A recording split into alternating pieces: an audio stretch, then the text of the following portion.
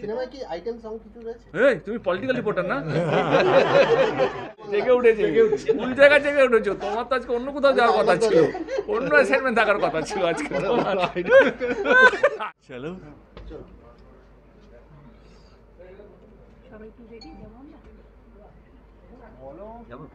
Okay, thank you social দিয়া, thank you. চলো পুজো শুরু হয়ে গেল, সকলকে আমরা বলি যে পুজো শুরু মানে জামা কাপড় দিয়া, তোমাদের হচ্ছে টিকিট দিয়ে পুজো শুরু হলো, তাই তো? এই মুহূর্তে কি বলবো, একবারে বলে না যে নর্থ টু সাউথ, অ্যাকচুয়ালি সাউথেই রয়েছে। কারেক্ট।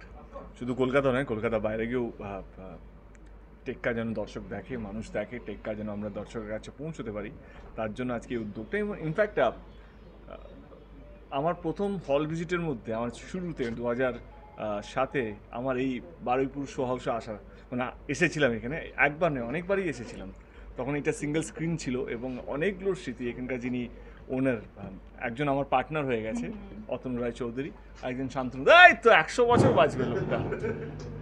আর শান্তনুদা কই, এসো বসো, চলো এসো, কাছে এসো, বসো বসো। এরা হচ্ছে আমার কি বলবো খুবই প্রিয় মানুষ। শান্তনুদাকে আমরা বস বলেই ডাকি। বসের সঙ্গে আমার এখন মনে আছে ইম্পাতে আমার দেখা হতো, চলো হাউসফুল উপরে হাউসফুল দেওয়া হচ্ছে না, এটা এমনি ঠিক আছে, হাউসফুল উপরে হাউসফুল যখন শো হতো তখন ওনার হাত ধরেই এই বারুইপুর হাউসটা ঘুরতাম, দেখতাম এখানে দর্শকের সঙ্গে ইন্টারাকশন। ইভেন উনি, আমার এখনও মনে আছে, কোনো হলে মানে কোনো দর্শকের যদি ভালো লেগে থাকে, আমাকে উনি কম করে 17 বছরে 200টা দর্শকের সাথে কথা বলিয়েছে। এই শোনো, তোমার সঙ্গে কথা বলতে চাই, একটা কথা বলিয়ে দিই।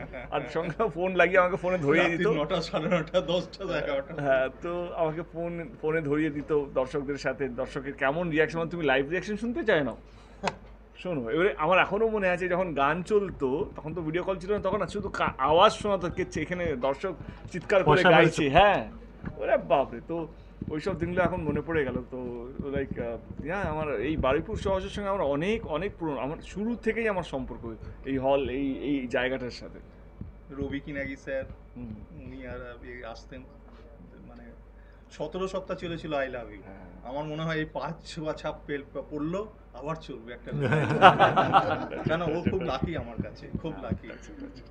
না, আর এই ধরনের মানে এই যেই বারুইপুর সহজ, এখন SBF বারুইপুর সহজ হয়েছে, তো এইটা আমি বলছিলাম দেবকে যে এটাই কিন্তু অ্যাকচুয়ালি দরকার। হ্যাঁ, এই যে এই আবুধাবিতে টোটাকে লোকজন জিজ্ঞেস করছিল যে বাংলা সিনেমার গৌরব, এই সেই সব কিছু গৌরব, Bangla cinema, commercial art, parallel middle of the road, যা যাবতীয় যা সমস্যা, সব কিছু শুরু কিন্তু এইখান দিয়ে হয়, যে সিঙ্গল স্ক্রিনগুলোকে আপগ্রেড করে সেটাকে এমন একটা জায়গায় নিয়ে যাওয়া যেখানে মানুষ আবার ফেরত আসতে পারেন। আর আমরা দক্ষিণের সাথে চান্স পেলেই কম্পেয়ার করি, ওখানে হাজার হাজার এরকম সিনেমা হলস, আমাদের এসে মানে হাতে গোনা গুনতে 100 ক্রস করে, 50 ক্রস করে, এখন 30-40 এসে নেমেছে, এরকম দুরবস্থা। সো এইটাই দরকার, কিন্তু this are the building blocks of industry. So আমার খুব ভালো লাগছে টেক্কার জন্য এখানে আসতে পেরে, এবং হোপফুলি আরও এরকম অনেক প্রপার্টিজ ডেভেলপ হবে। আজকে SBF একটা খুব অগ্রণী একটা ভূমিকা নিয়েছে এটা করার জন্য। দার্জিলিংয়ে খুলছে শুনলাম, এর মধ্যে গ্লোব রিওপেন হচ্ছে, যেটা আমরা কালকে যাচ্ছি 17 থেকে। সো এই যে সিনেমা হল বাড়ছে, this is what will bring in change. এর থেকে কী হবে, মার্কেট সাইজ বাড়বে এবং সেখান থেকে ইনভেস্টমেন্ট বাড়বে, সেখান থেকে আমরা যে ধরনের সিনেমা করি সেই ব্যাপারে আরও আমাদের উচ্চাকাঙ্ক্ষা বাড়বে।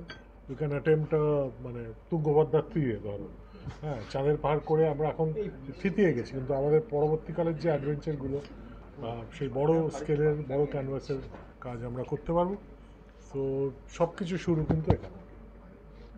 আর পুজোর সময় সৃজিত মুখার্জির ছবি, মানে তো সৃজিত মুখার্জি মানে নিজের উপর সৃজিত দত্ত প্রচন্ডভাবে ভরসা রয়েছে, পুজোর ছবি মানে নিজের ওপর ভরসা নেই, মানুষের ওপর আছে। মানুষ লাস্ট 10 বছরে সেই ভালোবাসা এবং সেই সমাদর দিয়ে ভরিয়ে দিয়েছেন আমাদের। আমার মনে হয় এবছরও সেটা অন্যথা হবে। এবারে আবার শ্রীজিতের সাথে দেব, মানে এত তো বড় ধামাকা সাম্প্রতিক এই তো আমার একজন লোক আছে, মানে এত বড় ধামাকা সাম্প্রতিককালে বাংলা সিনেমায় হয়নি। আশা করি দর্শকরা আবার হলমুখী হবে। আর এখানে বসে কথা বলতে আমার খুব ভালো লাগছে, কারণ এই সিনেমা হলটাতেই আমার জন্মস্থান। আমি জন্মেছি এখানে, আর সেখানে পাশাপাশি আবার দেব সৃজিত একসাথে রয়েছি আবার, মানে এটা একটা মানে জীবনে একটা বড় দিন একটা আমার কাছে। দর্শকদের কাছে একটাই অনুরোধ, টেক্কা দেখুন, পুজোর একটাই সিনেমা দেব সৃজিতের টেক্কা। এখানে বসে আমরা শুনছি যে তোমরা এক একটা ছবি যা বিজনেস দিয়েছে, মানে এবার টেক্কা সত্যি টেক্কা দেবে আগের গুলোকে, তাই 100 নো ডাউট অফ ইট। দেখো, আমাদের কাজ হচ্ছে ভালো ছবি বানানো, মানে একজন পরিচালকের কাজ হচ্ছে কি যেই গল্পটা তিনি লিখেছেন বা সেটাকে সত্যি করে তোলা এবং দর্শকদের কাছে তুলে ধরা। এবং খুব ভালো, আমারও ফোন আসে, দর্শকদের কাছে তুলে ধরা এবং তার মধ্যে যেন সততা থাকে, অনেস্টি যেন তার কাজের প্রতি যেন থাকে, এবং সে সেটাই করেছে। এবং আমি আমার অ্যাজ এ প্রযোজক, অ্যাজ অ্যান অ্যাক্টর, আমি চেষ্টা করেছি যেই রোলটা আমাকে ডিরেক্টর দিয়েছে এবং ডিরেক্টর যা চেয়েছে প্রযোজকের কাছে সেটা দেওয়ার চেষ্টা করেছি। এবং আমার মনে হয় এবারে দর্শকই ভরসা, এবারে দর্শক দেখুন। আমার মনে হয় অনেক নন্দনের শো হয়েছে বা আমাদের সেন্সর বোর্ডের শো হয়েছে, প্রত্যেকেই বলেছে এটা Srijit Mukherjee one of the best, আর আমার ক্যারিয়ার বেস্ট বলছে। একদম, এই যে স্নিক প্রিভিউটা হয়েছে খুব নিউট্রাল জায়গা থেকে, যা থেকে সবাই বলছে এটা দেবের জীবনের সেরা পারফরমেন্স, তো টেক্কা দেখতেই হবে। কথা বলছিলাম 24 ঘন্টা থেকে, বলছি যে এই যে আন্দোলনের একটা আবহ চলছে বাংলা জুড়ে, সেখানে মানুষ কতটা সিনেমা হল মুখী হবে বলে এই শারদ উৎসবের সময় মনে করছে? আপনি কি মানুষ, কি আপনি মানুষ নন? আমি জাস্ট এমনি জানেন, আপনি প্রশ্ন আমি করছি, তো আপনিও তো সিনেমা হলে এসেছেন ইন্টারভিউ নেওয়ার জন্য, আপনি আপনার কাজ করছেন, আমি আমার কাজ করছি। সৃজিতদা বিভিন্ন জায়গায় বলছেন এবং স্বস্তিকাদিও বলেছে, মানে অ্যাজ এ অ্যাক্টর দেব মানে রিইনভেন্টেড হয়েছে এই ছবিতে, এবং এখানে একলাখে চরিত্রের মধ্যে সেই শেডগুলো আমরা দেখতে পাচ্ছি। মানে তোমার এক্সপিরিয়েন্সটা কীরকম, যে একদম তুমি যে ধরনের ছবিগুলো করছিলে অতনুদার সাথে রিসেন্ট ছবিগুলো, যেখানে সেখান থেকে আবার একটা অন্য ধরনের চরিত্র? একজন অভিনেতার কাজ হচ্ছে অলরাউন্ডার হওয়া, মানে সে প্রজাপতিও করবে, টনিকও করবে এবং টেক্কার মতন ছবিও করবে, সে পাগলুও করবে, সে খাদানও করবে, তবেই তো একটা অলরাউন্ডার হবে। মানে আমি যদি নিজেকেই টাইপ কাজ করিনি, যেখানে আমি প্রডিউসার এবং আমার কাছে অতনু রায় চৌধুরীর মতন একজন প্রযোজক যে সবসময় পাশে আছে এবং সৃজিত মুখার্জির মতন ডিরেক্টর, তাহলে আমি একই টাইপের রোল করতে যাব কেন?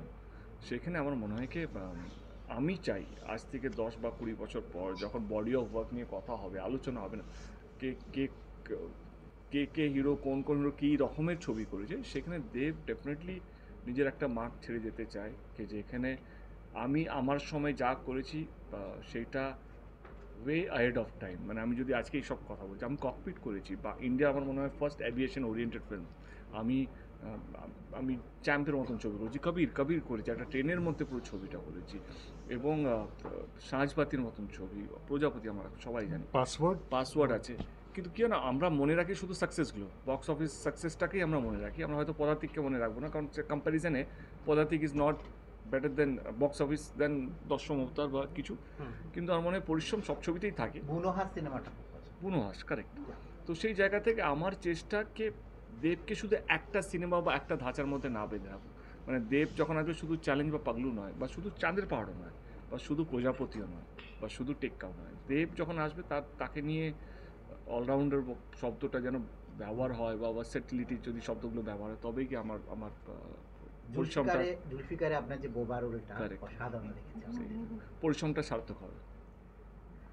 সিনেমা কোন জিনিসটা সবথেকে বেশি মানুষকে টানবে বলে মনে করছেন? সিনেমাটাই ভালো, কিন্তু তার মধ্যে কোন বিষয়টা? হিউম্যান ইমোশন আমি বলবো হিউম্যান ইমোশন। কারণ মানুষ থ্রিলার তো অনেক দেখে, আমাদের লাস্ট ইয়ারও থ্রিলার, কিন্তু থ্রিলারের মধ্যে নানান মানবিক সম্পর্কর যে টানা পড়েন সেইটা টেক্কায় আছে। কাজেই টেক্কা দেখার পর আবার টেক্কা দেখতেই এই জন্য ইচ্ছে করবে, কারণ টেক্কার গল্প জেনে যাওয়ার পরেও ওই অনুভূতিগুলো কিন্তু একদম মানে রিভিজিট করতে বাধ্যই করবে। সেই মানে যে বাচ্চা মেয়েটিকে কিডন্যাপ করা হয়েছে তার সাথে ইকলাকের সম্পর্ক, বা স্বস্তিকার চরিত্র ইরা তার সাথে তার মেয়ের সম্পর্ক, বা মায়া রুক্মিণী যে চরিত্রটা, এই যে ছোটো ছোটো হিউম্যান ইমোশনস, সেইগুলোই কিন্তু অ্যাকচুয়ালি টেক্কা। সিনেমায় কি ফানি পার্ট কিছু আছে? আছে, ডেফিনেটলি আছে, কিন্তু সেই হিউমারটা খুব আন্ডারস্টেটেড, সেটা খুব অন দ্য ফেস নয়। দেবদা, টেক্কায় কি ছক্কা মারবে বলে আশা করছে? এটা লে ছক্কার সিকুয়েল হিসেবে দেখতেই পারে, আমরা লে টেক্কা নাম দেওয়া যেতে পারে। ইনফ্যাক্ট ফরাসিতে যদি সাবটাইটেল দেওয়া হয় বা ডাব করা হয়, তাহলে আমরা এটার নাম দেবো লে টেক্কা। দেখো তুমি বিভিন্ন রকম মানুষের বিভিন্ন রকম টেস্ট। কেউ ফ্যামিলি ড্রামা দেখতে পছন্দ করে, তার জন্য আমরা প্রজাপতি বা আমাদের পরের ছবিটা মিঠুন দার সাথে সেটা শুরু হবে সেটা। কেউ থ্রিলার দেখতে পছন্দ করে, তাদের কাছে দশম অবতার আছে। কেউ মানে কেউ রিয়েলিস্টিক ছবি দেখতে চায় এবং কেউ আজকের দিনের গল্প দেখতে চায়। এই 4টে ভ্যারিয়েশন যেটা বললেন, 4টে ভ্যারিয়েশন কিন্তু আমাদের টেক্কার মধ্যে আছে। মানে আজকে আমাকে একজন খুব ভালো বললো, সে আমার একজন দর্শক যে দেখেছে ছবিটা, সে বলল পলিটিক্স মানে শুধু ভোটের পলিটিক্স নয়, মানে আজকের দিনে যেই পলিটিক্সগুলো হয় এবং যেই পলিটিক্সগুলো আমরা আলোচনা করতে চাই না, কার্পেটের তলায় ঢুকিয়ে রাখি বা লুকিয়ে রাখি, সেটা আমরা আলোচনা করতে চাই না। তোমার ছবিটা সেইখানে গিয়ে সুরসুরি দেয় এবং সেই সাবজেক্টগুলোকে কার্পেটের তলা থেকে মানুষের সামনে রাখে।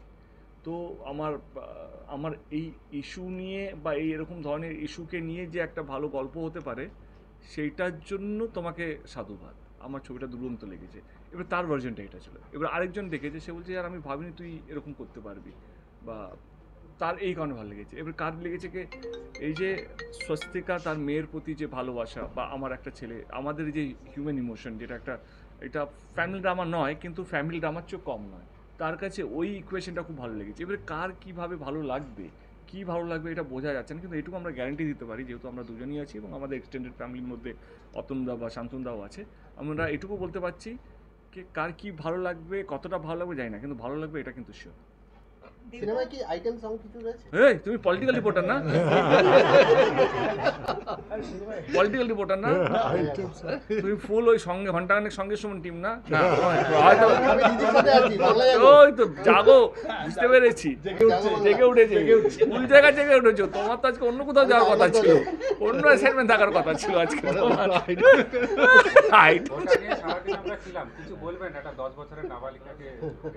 দেখো আজকে আমরা হঠাৎ করে তুমি এই প্রশ্নটা করলে, এই মুডটা থেকে ওই মুডটা একদমই আলাদা। ডেফিনেটলি যে কোনো এরকম ধরনের নিন্দনীয়, জঘন্য বা যত রকমের কুৎসিত ভাষা দিয়ে যদি এটাকে বলা হয়, তো আমার মনে হয় এইটাকে নিয়ে আমাদের সবারই জাগা উচিত। মানে আর আমার মনে হয় কি, এমন কোনো আইন, এমন কোনো কানুন, তার জন্য আমি তো বলছি শুট অন সাইড করে দেওয়া হয়।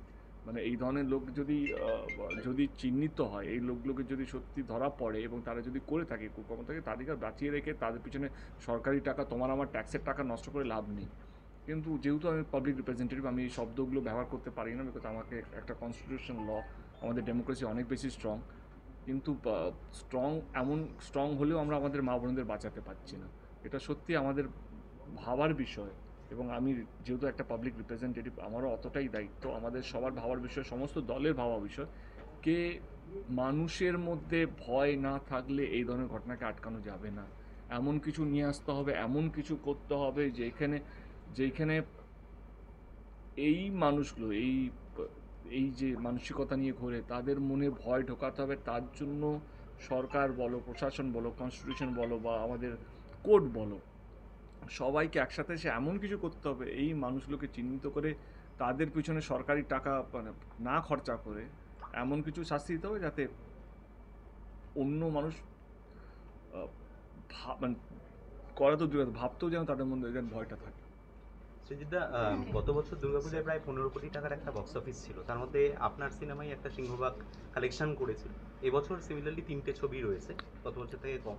আপনি কতটা আশাবাদী, কি কালেকশন হতে পারে বা এই পরিস্থিতিতে কতটা ব্যবসা করতে পারে? খুবই আশাবাদী, কারণ আগের বছরের স্বাধীনতা সংগ্রামে আমি একা ছিলাম, এই বছরের স্বাধীনতা সংগ্রামে বাঘাযতীন আমার সঙ্গে। সো অবভিয়াসলি সেখানে যুদ্ধটাও আরও ভয়ঙ্কর হবে, কিন্তু যেহেতু বাঘাযতীন আমার সঙ্গে আছে, তো এই সংগ্রামটা আমার মনে হয় আমরা জিতবো। হারজিত হচ্ছে বলে ভালো প্রশ্ন, ভালো উত্তর। দেবদা, সিঙ্গেল স্ক্রিন এইখানে তুমি বলছিলে প্রচুর স্মৃতি রয়েছে, সেখানে শুধুমাত্র তারা অভিনেতা দেবকে দেখেছিল। আজকে যখন বসে আছো, তার সাথে আরো একটা ডেস্টিনেশন রয়েছে প্রযোজক, অভিনেতা, পরিচালকের আসলে কখনো দেখতে পাবে? কেন, মানে ভালো লাগছে না, মানে এই যে একটু অল্প বিস্তর করে খাচ্ছি আমরা। না অভিনেতা পরিচালক না, দেব। আমি একটা কথা বলছি, দেব এখন অব্দি দেবের সাথে যে কটা আমার মিটিং হয়েছে, তাতে ওর যা ইনপুট আছে, ও চাইলেই পরিচালক হতে পারে। জাস্ট ওর এখন সময় নেই, ওর টাইম দিতে পারছে না, এবং আমি চাই টাইম না দিক, ও সব কাজ নিয়ে ব্যস্ত থাকুক, কারণ ও কিন্তু পরিচালক হতে পারবে, আমি প্রযোজক হতে পারবো না। সো আমার আর মানে তাহলে আমাকে আবার সে আইপিএল এর ক্রিকেট কমেন্ট্রি বা ব্যাঙ্গালোর ফেরত গিয়ে আবার অঙ্ক নিয়ে কাজকর্ম আবার তবে অভিনেতা পরিচালক হিসেবে পেয়েছে। হ্যাঁ, অভিনেতা পরিচালক অনেক আছে তো, এই তো আমরা দেখছি এই তো প্রচুর অভিনেতা পরিচালক আমাদের চারপাশে দেখছি, তারা দুর্দান্ত সব কাজ করছে এবং না, না, আমি একটা কথা বলি, আমি ওই দেবের পরের ছবিটা যেটা হ্যাঁ? আসছে রাজনীতিতে টেক্কার চলে পরে, আসে। না, না, যেমন খুব কাছ থেকে দেখেছি, ও কিন্তু ওখানে ডিফ্যাক্টো পরিচালকের কাজই করেছে। আচ্ছা, আমি আরেকটা কথা বলছি, এই যে খাদানে একটা নতুন ছেলেকে গাইড করার জন্য he is also creative director on the project. মানে ও অলমোস্ট ডিরেক্টর, মানে সো আমরা তো খুব কাছ হ্যাঁ, থেকে মানে দেখেছি। এবার মানে সেটা কিন্তু আমি ওর ইনপুট দেখেই বুঝতে পারছি, ও যখন সাউন্ড নিয়ে কথা বলছে, ও যখন কালার নিয়ে কথা বলছে, ও যখন ডিজাইন নিয়ে কথা বলছে, মানে আই থিঙ্ক প্রযোজক হওয়ার যে, দেখো দু ধরনের প্রযোজক হয়, একটা প্রযোজক সব কিছুতে ঢোকে, আর একজন ঢোকে না, জাস্ট বলে যে ঠিক আছে তোমার যা যা করার। ও কিন্তু সব কিছুতে ঢোকে এবং তার জন্য করতে করতে করতে করতে ওর একটা স্পেশালাইজেশন হচ্ছে এরকম অনেক ডিপার্টমেন্টে, যেটার জন্য মানে যেটাই অ্যাকচুয়ালি মানুষকে পরিচালক করে, রাইট? সো আমার মনে হয় যে ওকে আবার এইসব দিকে না বেশি খোঁচানোই ভালো। কতটা প্রযোজক- ঢোকে আমার থেকে বেশি কেউ জানে না। পুরো ঝামেলা। প্রযোজনা নিয়ে থাক, অ্যাক্টিং নিয়ে থাক, 29 সাল পর্যন্ত পার্লামেন্টে বাধা আছে। রাইট, আরো টাইম বলছি খুব ভালো। ও রাজনীতি নিয়ে থাক, ও প্রযোজনা নিয়ে থাক, একটা আমার পরিচালনার জন্য দরকার কি আছে। Thank you thank you. Thank you